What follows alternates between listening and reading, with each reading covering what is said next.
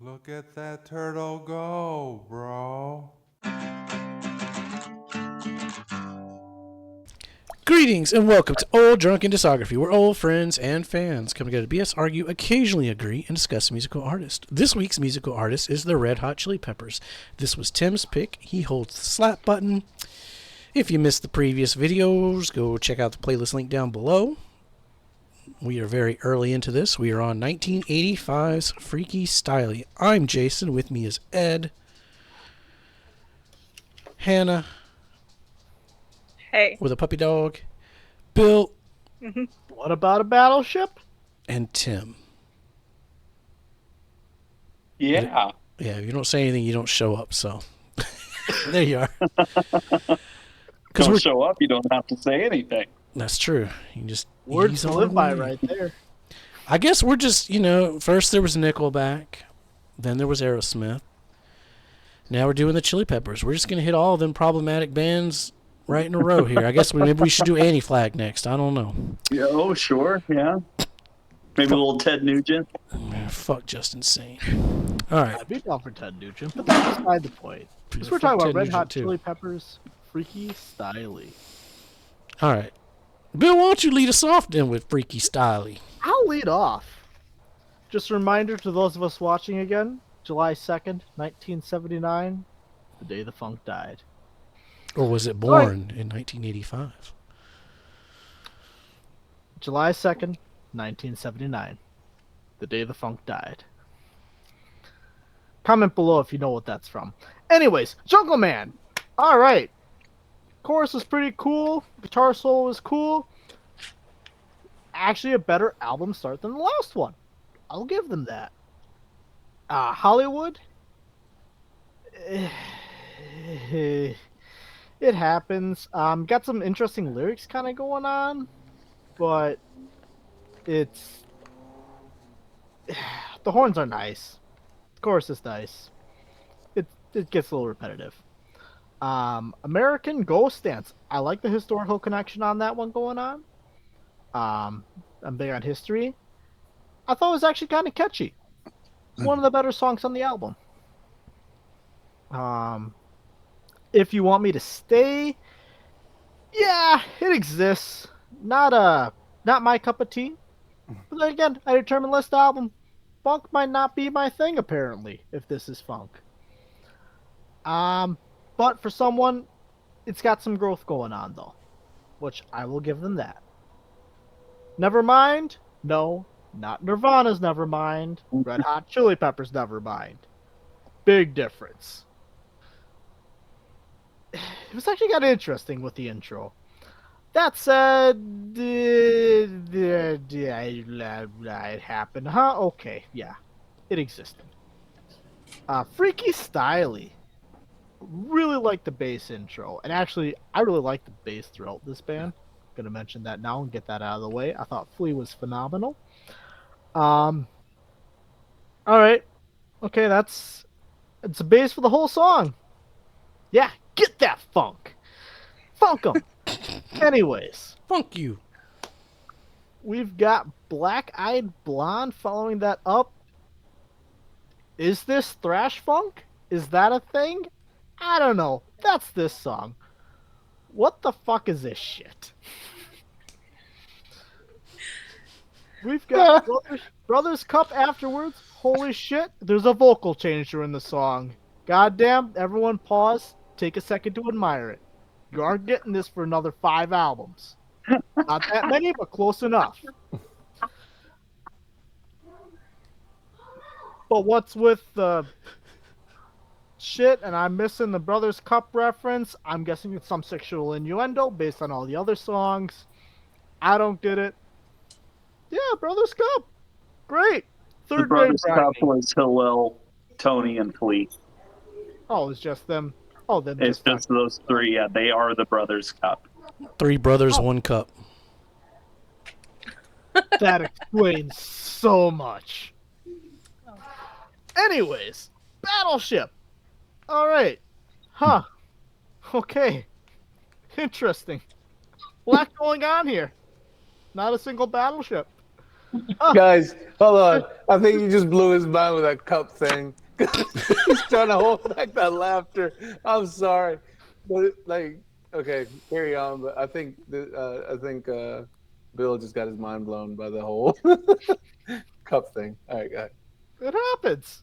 Hey, usually not what I picture when I picture multiple people one cup. Anyways, no battleship in the battleship song. Just a big old blowjob stuff. All right, cool. I suppose I couldn't title it blowjob, but hey, what's next? Oh, loving and touching. Okay. It leads right into the next song. Okay, cool. Catholic schoolgirls rule. Motherfucking top song contender right there, god damn it. It's, they got shit going on. It's a great progression of songs going from one to the next. I don't think that one could make it today. Probably not. Well, it wouldn't make it mainstream, but there's a lot of other songs that have similar titles that would make it not on the radio. I mean, it'd probably pop off nowadays. Nickelback is successful, so. I mean, Something in Your Mouth made it to the top 10 charts. And then you got that whole WAP song. Yeah. I mean, That's true. what was the other one I was about to just say that Nickelback did? There's so many. Why are we going back to Nickelback? Only because, I mean, Nickelback cracked the formula. I mean, anyone who says different would be wrong. That's true. I'll give them that. No one can deny they sell albums, and they make money. No one can deny they are a band. Yeah. So somehow they're doing it. But yeah, Catholic schoolgirls. Honestly, if you take out the majority of the lyrical part of it and just switch out some of the lyrics, it's actually kind of a genius of a song with a lot of the instrumentals and like the melody going on. Anyways, we're going from Catholic schoolgirls ruling to a sex rap. Yeah, it happened. That went from about 0 to 100 real quick. And I've realized at this point, when I had to go back and edit my notes, I missed all the innuendos. So I had to go back and edit everything. 30 Dirty Birds. Okay. That one was actually kind of cool. Not top song contender, but honorable mention, like a little asterisk, like, it existed. It could be kind of cool. Yertle the Turtle. Look at that turtle go, bro. That's a fucking top song contender right there, god damn it. I'll give you Yertle the Turtle. I'll give you that. It's a fun, funky song all the way through. God damn, dude, I'm rooting you for Yertle, man. Take down that king. He's no Timmy Yeah, that's the Turtle. my thoughts on Freaky Styley. All right, I got a song. Can I go next? 'Cause I got a short one. Go right ahead. All right, yeah, this is not a good album. Like, there's no looking up at the, like. First of all, okay, just to be honest, I know we don't speak ill of the dead, and I'm sure he was a great musician, but I can't get into Hillel's guitar stuff. Like, it doesn't appeal to me. Like, I don't know if it's because like I've heard John's stuff, even Josh's stuff, and going back to listen to these albums, and it's just, I don't know if it's like because it's early. Maybe Hillel didn't have enough time to develop his style to make it even bigger. But I just don't. It doesn't click with me. I don't know. Also, comparing to the newer stuff we have, Anthony and the Harms of John, going back to this, it's an imbalance that I don't really like. But this is not a good album. I don't like this album. I like the first one more than this one, just to put it to you in perspective. I don't know what's up with these bands not being able to spell Nevermind correctly. Like, it's just, but yeah, and again, you get the funk and you get the rapping of the day, kind of mimicking what was going on. They're trying to blend and trying to find their sound. It's a little more polished than the first album, but what was that track the only one that stood up for me in here? Catholic schoolgirls rule. No, I heard that and I was like, Urinal the turtle? that would not make it through today. Battleship? Oh, Freaky Styley. Yeah, that one is on their set list. I think even currently, I think I'm not mistaken, but it's just not a good album. This is not something I would recommend to somebody that was introducing them to the Peppers. It's just, and again, and I really do think is they're young, they're full of energy. They don't know what they're doing yet. They're just living that LA band style at the time, from books, anyways. They get in a lot of trouble, and I just think that they're just not there yet. That was my 2 cents. All right, Tim. What about you? Okay. So I've got 2 words for this album, and it is George Clinton. Oh yeah. Yes. Yeah, no, I think a lot of what this band, the Red Hot Chili Peppers, turned into, this is where they learned it from. I think that, working with George, and because, like, make no mistake about this album is actually kind of like more than a Red Hot Chili Peppers album. It fits very nicely into the George Clinton discography of the 80s as well. So therefore, by extension, is a P-Funk album. Going through my notes here. This will sound familiar. Jungle Man. Groovy as shit. The verse vocals are a little weak, but I love the chorus. And that's going to lead us into their cover of The Meters' Africa, which, of course, they've changed to Hollywood. And I'm here for it. Love it. The horns are amazing. American Ghost Dance. You know what? Like, this is awesome 80s music. Like, great chorus, just super fun. Love it. We're going to go into another cover. We're going to go into Sly and the Family Stones, If You Want Me to Stay. And I think it's one of the best covers they've done in their career. I think this song's amazing. I also love the idea of these 4 punk rock kids from, Hollywood going out and working with George Clinton. They're like, yeah, we're going to play some Meters and some Sly and the Family Stone for you. Like, that's a connection that to this day is strong. And you could tell George is having a lot of fun on this album. Nevermind. I mean, this song gets stuck in my head every day. We're not the Red Hot Chili Peppers. We're the Red Hot Chili. It's great. This is what I want the Red Hot Chili Peppers to sound like. That nice punky funk mix, high energy. We're not looking for melodies or anything. We're just going for fun. And then that's going to lead us into Freaky Styley, the title track. Man, I mean, again, working with George, this thing, like, the P-Funk is all over it. Say It Loud, I'm Freaky Styley and I'm proud. Of course, is a callback to George Clinton's Say It Loud, I'm funk and I'm proud, which, of course, is a callback to James Brown, Say It Loud, I'm black and I'm proud. There's a long history of really good stuff in there. And then, just to see the look on their face. You even, like, get George in on the mix. Like, you can hear George on the fade out. It's great. I love it. Black Eyed Blonde.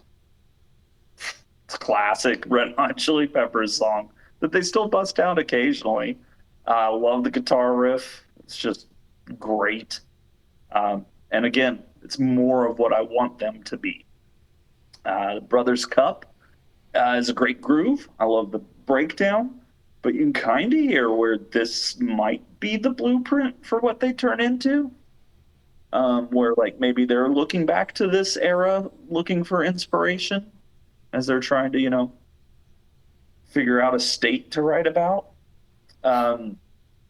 Battleship, I think, is just another fun little blast of punk rock energy, which, like, we're we're about 3/4 of the way through this album now, and it's been super funky, lots of attitude, and then they're gonna hit you with a couple just punk rock bangers here, starting with Battleship, and then that's gonna kind of segue into Lovin' and Touchin', which I mean, this is the first ballad in the career, in the discography. Yeah. And you can tell like they're doing it here kind of as a joke. And I think sadly they take it a little too seriously into the future. But again, a nice little funny little joke of a song that leads into Catholic Schoolgirls Rule. I'll just read my notes for it. Top song contender, love the swagger, love the guitar. And that's going to lead us into Sex Rap, which, you know what? I think it sounds great. Super funky. It's a lot of fun. Lyrics have been problematic, but we're dealing with a 21-year-old kid who's not exactly on the straight and narrow, living in Hollywood dumpsters. 30 Dirty Birds is a nice little intro that leads into Yertle the Turtle. It's very much like it's more like P-Funk style, just, dirty rapping. It's great. And then, Yertle the Turtle.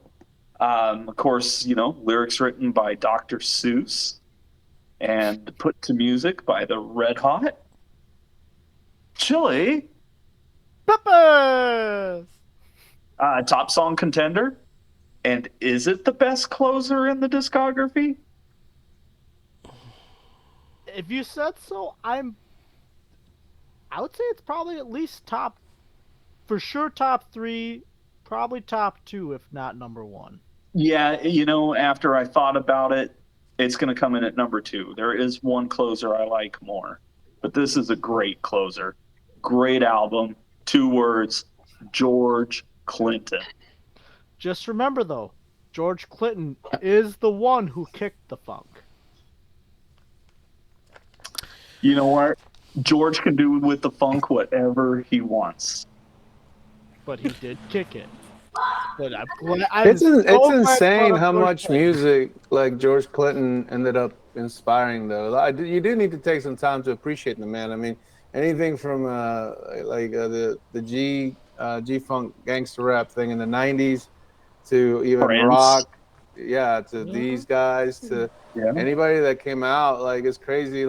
And if you look at the discography of this man and him as a musician, I mean, he was crazy. He did some crazy stuff, but it is really important. Yeah, you can't talk, especially this stage of the Peppers, you can't talk about them without talking about George Clinton. They're together. I'll lead off into that one because I think that's a good segue. Just because you're inspired by something doesn't mean it's good. Fuck this album. Jungle Man, production is slightly better. Sounds like it could have been on the first album. Hollywood, it's fine. Nothing new here. Even though it does go through a few changes, it's way too long. American Ghost Dance, even Flea sounded fucking bored during that song. If you want me to stay, Peter Dinkich's band is better than this. Never mind, I like the band name drop. It's fine, I guess. Freaky Styley, I'll never get those 3 minutes and 39 seconds of my life back. Black Eyed Blonde, nope. The Brothers Cup, nope. Battleship, yeah, okay. Lovin' and Touchin', meh. Catholic Schoolgirls Rule, dumb. Sex Rap, dumb. 30 Dirty Birds, whatever. Yertle the Turtle, probably the best song on the record, but still kind of bad. I'm not going to go through every song. This is trash. This is still really only half of the Peppers. The production is better than the first, but the songs are all just throwaway trash. Zero song growth from the first album. Might as well have been a double disc of douche. Again, is the direction of the band was the wrong direction. Jason said it great. You have a great leader in George, but the direction of these guys was not that way. And I Tim mean, it might said, have been influences, but just not completely that way. Tim said something interesting, and I think it's going to play into our rankings. What you want from this band is going to change all of our rankings. And I'll tell you this now, I don't want this from the Red Hot Chili Peppers. I didn't think I wanted it either, and then I listened to it though. Whatever. And I don't like funk. It's like, oh, at least the first album made me think I didn't like funk. You Yeah, like I mean, funk? I love funk. I'm a big fan of George Clinton, and this is absolutely what I want. So, What about you, Hannah? Did you want Freaky Styley? Okay, this album, I felt like it was awful from top to bottom. Like, incoherent, problematic lyrics. Just, oh, it was just so bad. Every time they had, like, lyrics that were, like, social commentary, instead of feeling, like, clever or socially acceptable, it seemed like they were just kind of like a shill. I don't know. It didn't sound right. we'll get to that later. The whole album, that is coming.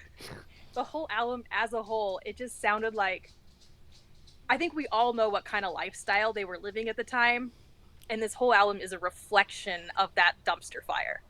So That's like, true. Like, starting from the beginning, like Jungle Man, like, the lyrics were kind of problematic, honestly, to start out. I don't know, it didn't vibe with me. Same thing, like, with a bunch of them. Like, American Dose Dance, I kind of actually liked that one a little bit.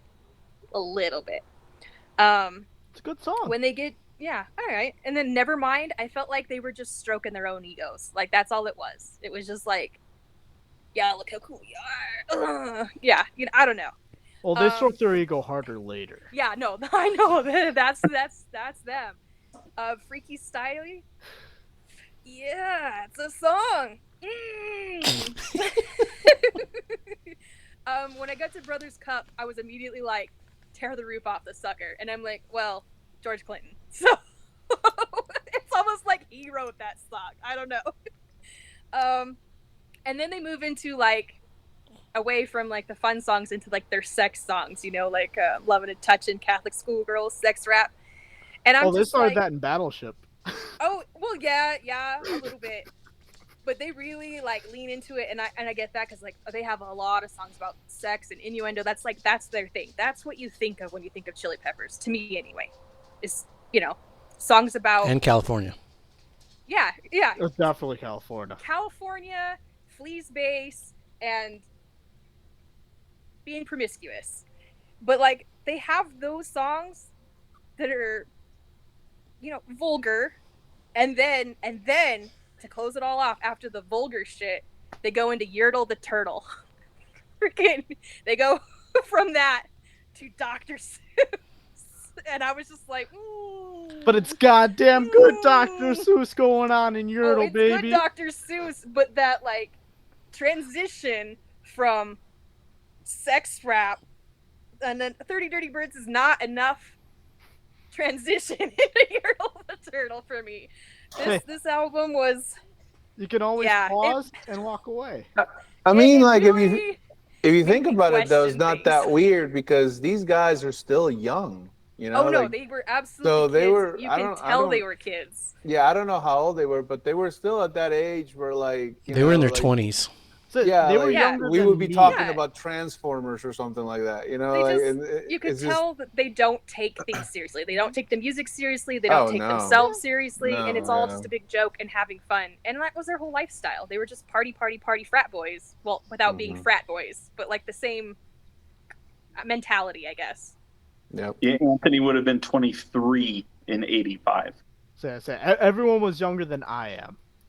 Yeah, so, like, think about how mature you were at 23 years old, or at 20. You know what I mean? Like, Yeah.